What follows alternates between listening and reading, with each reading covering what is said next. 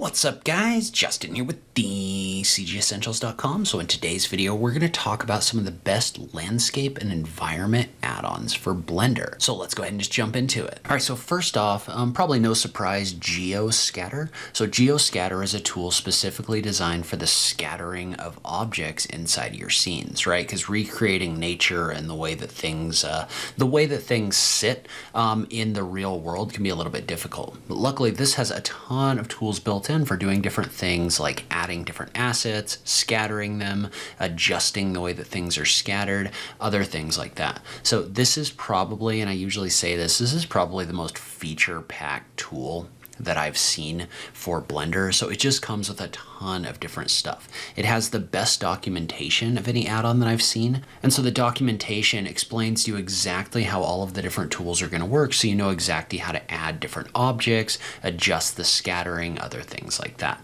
So it's got little clips and videos in here that show you what the different tools do, as well as a very large example file section so that you can download all of these example files and see exactly how this tool is going to work. So you can select an emitter, you can select a scatter preset, or you can select biomes, which are basically presets that are built in that are going to automatically scatter objects based on settings that you set. So let's say, for example, that I was to select this wasteland right here. What it's going to do is it's going to import it and automatically scatter it based on that biome inside of your scene. So there's also a ton of tools in here for doing things like culling, which is going to allow you to hide things that your camera doesn't see. And I'll go ahead and toggle us into Eevee. And so this would look even better in cycles, but I don't want to crash my screen recording software. You can see how that came in here, and that scattered all of these different plants based on the biome that we selected. So one of the other cool things about this is this tool also supports external asset packs. So you can use these scatter packs from different programs in order to scatter other things. So one of my personal favorites is the trash kit, which you can use in order to download and scatter trash. So if I was to do that, so let's say that we wanted to add, we'll go with one of these junkyard features right here, but I'm just going to click on the plus button in order to scatter that. That's going to go through and it's going to scatter those trash assets in my scene. And so between all of the features that are contained in this, all the example documentation that you get, and the ability to actually interface with a lot of the other libraries, which we're going to talk about in this video, Geoscatter is a very powerful tool that I usually recommend for landscapes and environments. So next up, we have Botanic. Botanic is a tree and grass library tool specifically designed for adding vegetation to your models. So it comes with trees, grass, flowers, just a ton of different stuff. It's a pretty complete library of different objects for creating landscapes and environments. So note that there is a light version and a full version, as well as a starter version in here. So if you just want to kind of like give it a try, you might start with the starter version. That's just going to affect the number of assets that are contained inside of this tool. But this has a lot of functions in here, like animation of their trees, as well as a scatter assets function that you can use in order to scatter objects. It does have some pre-made particle systems. I'd say from a scattering standpoint, it probably doesn't have all the features that Geoscatter does, but it also has a larger library of different assets that are in here, and they're all really easy to use. So for example, let's say that I wanted to spawn some assets or some trees. I can just click on the button to spawn asset and you get access to all of these different trees, and all you have to do is just come in here and select a tree that you want, click on it, click on OK in order to drop it into your scene.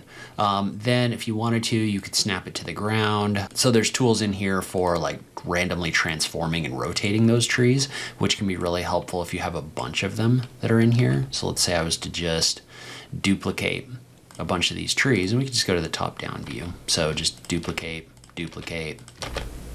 But you could just take all of those, snap them to the ground, and then randomize the transforms in order to make them not look the same. And so you also have the ability to take these trees, and let's say I convert this to editable, I can add animations to the trees. There's different kinds in here, right? But we're gonna go with the best fit. I'm gonna click on OK. Well, now if I click on play, notice how that tree is being moved around and animated. And if you want to get a better look at what's contained inside of Botanic, you can just check out their page on the Blender Market, which I'll link to in the notes down below. But you can see how there's just a ton of stuff contained inside of this tool. So what I like about this tool is it does have all of these contained inside of it. So your pine cones, your lily pads, all your rocks, your tropical trees, all of this stuff, if you get the 100% version, is all going to be contained in here. So it's kind of a one-stop shop for a lot of these plants. Okay, so next up is another add-on from the developer of Geoscatter. But this is a free add-on. It's called the Plant Library, and basically the Plant Library is just a collection of free plants that you can download and bring in. It's not nearly as deep as the Scatter library, but you can download it and bring it in for free. So in addition to that, you can also download their Biome Reader add-on. And so the Biome Reader add-on is basically, it's like a light version of Scatter in the sense that it can actually read those biome files and actually do some scattering in your scene. It's not going to be anywhere near the depth of the scattering functions that are contained inside of Geoscatter, but it is a great free option that comes with free plants as well as the reader itself, which is also free. So it's a great place to get started if you're just looking for something that can kind of quickly create these environments in Blender. All right, so next up, we've got to talk about Baga. So Baga is an add-on that has both a free version as well as an assets version. So the Baga modifier itself is a really cool tool that comes with a bunch of different architectural tools built into it.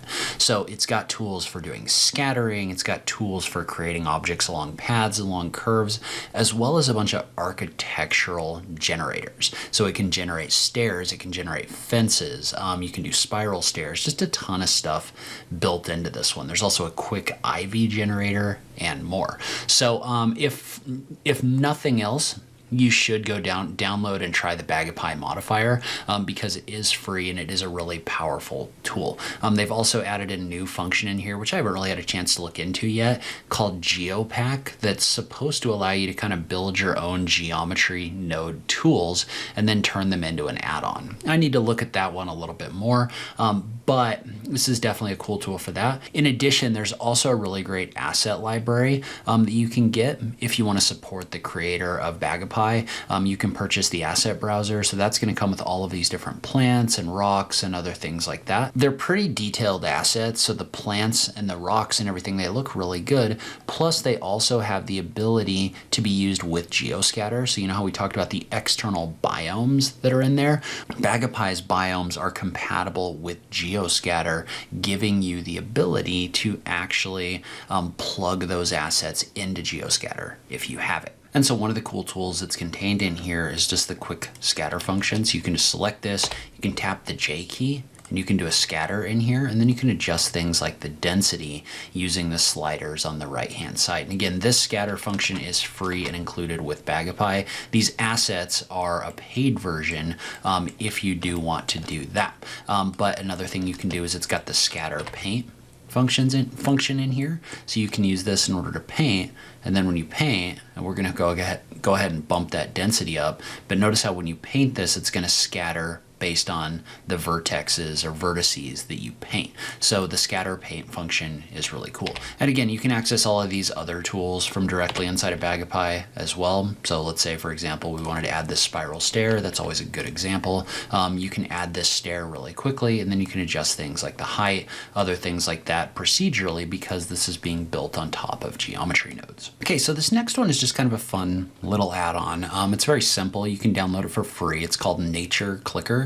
And basically what it does is it gives you the ability to place objects just by clicking on them. And the cool thing about that is what it does is it'll add kind of some random rotation and other things like that. So very simple to use. You just select an object, you click on start clicking, and then you just click on this surface right here.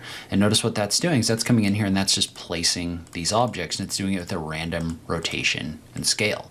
So again, not a ton to it, but if you're just trying to place a bunch of plants in one location, you don't want to mess around with like vertex painting or making things complicated, this is actually a pretty easy way to do this.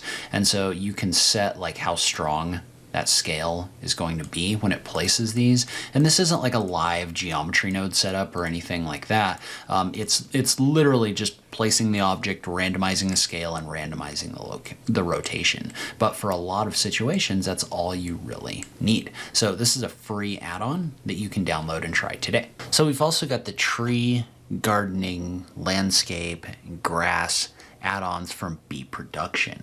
So Bee Production has a number of different add-ons. In this case, we want to focus on Forestation, Gardner, Grassblade, and Vegetation. So these are asset collections that are a little bit more specific in each collection, right? So Vegetation is a little bit more of an all-in type add-on. So it's got different biomes that are ready for Geoscatter. It's got a ton of different assets that have a bunch of different variations. So Vegetation is a little bit more of an all-in. So it's got trees, it's got hanging plants, climbers, it's got tree hedges. So you can see everything that's contained in here, but this one is more specifically tree focused. So you've also got Forestation, which is some higher resolution, higher quality trees. They have like micro displacement in order to make them look a little bit more detailed. So these are like the super high quality trees.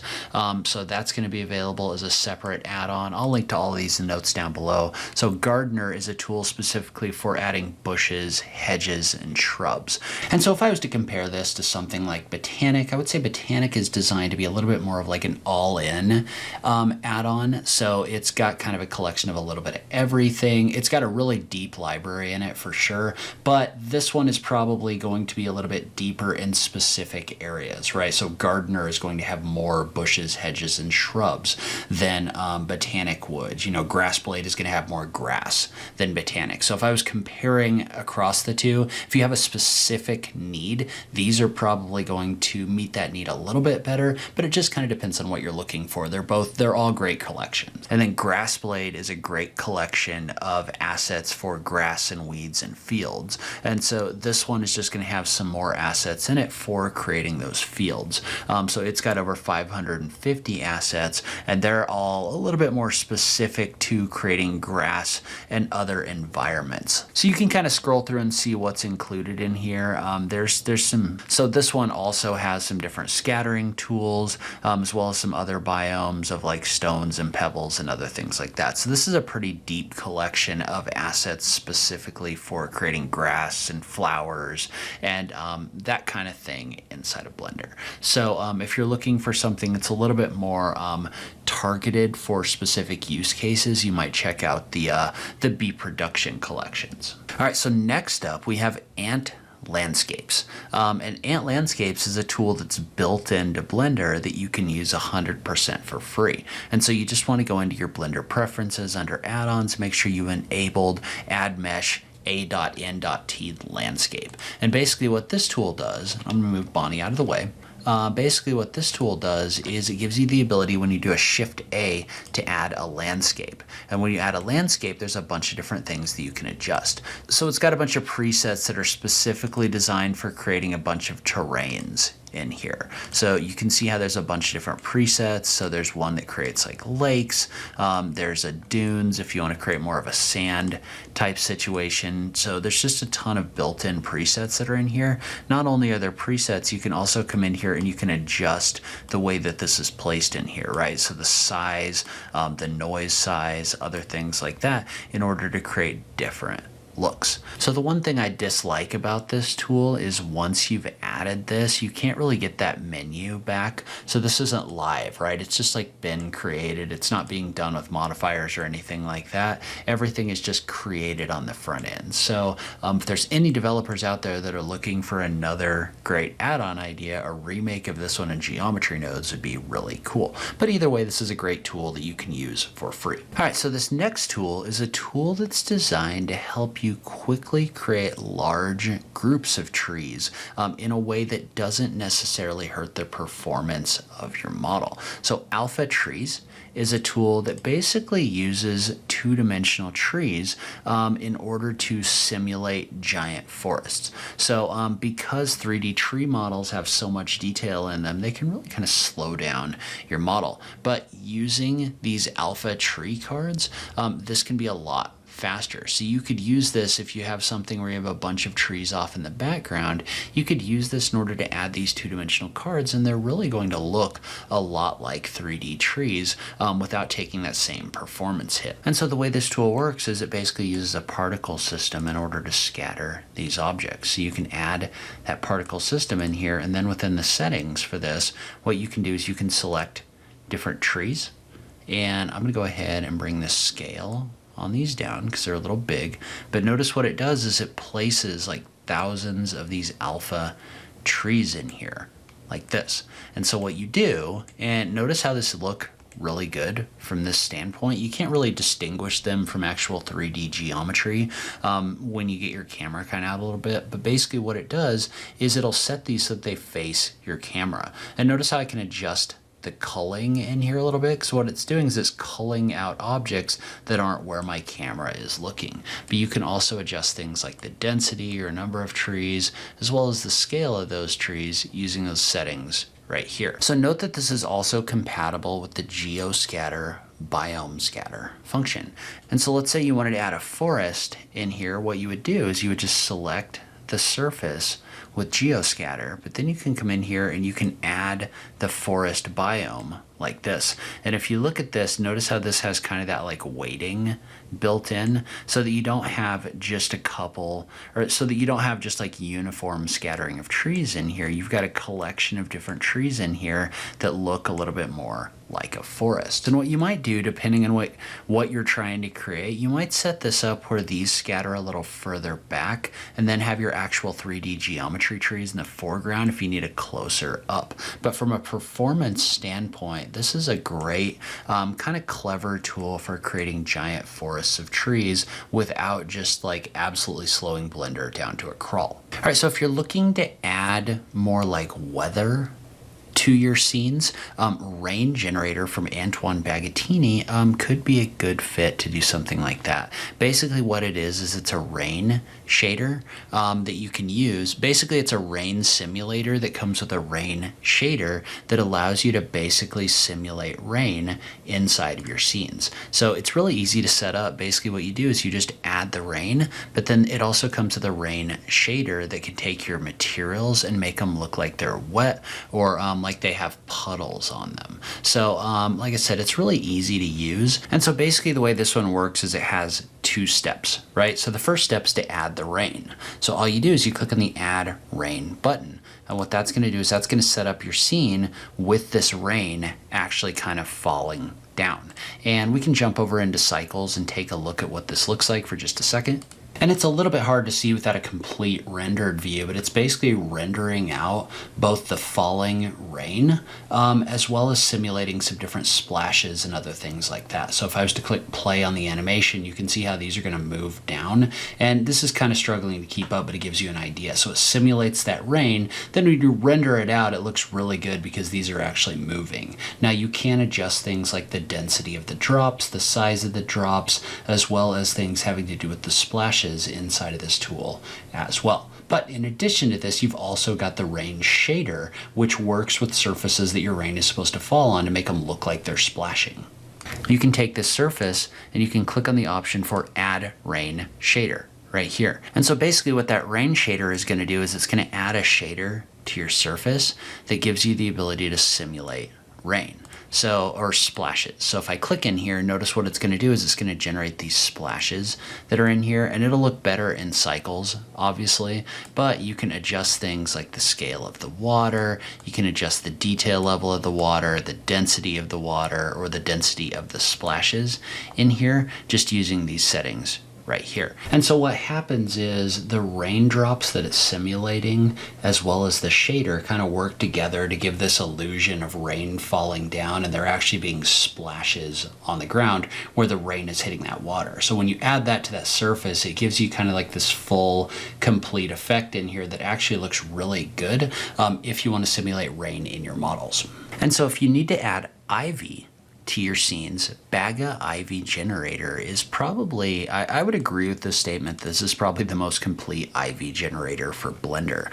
So it's specifically designed to give you a collection of different kinds of ivy, and then you can quickly and easily draw them in your scene, right? So you can select where you want it to go, as well as the kinds of ivy, and it's going to quickly add that. So it's got a ton of different presets and varieties of different kinds of ivy, and they're really easy to add as well. It does have some animation functions and other things like that, but what this does is it gives you the ability, and it's built on geometry nodes just like the other stuff from Antoine, but the way that it works is you basically can select a target. So let's say I wanted to add ivy to this object right here, and then I wanted to pick an ivy, right? So it comes with all these presets. You can pick all of them. So let's say we wanted one of these with flowers, right? This one with yellow, maybe. So what you would do is you just click on Add Ivy, and what it's going to do is it's going to put you into a mode where you draw on the surface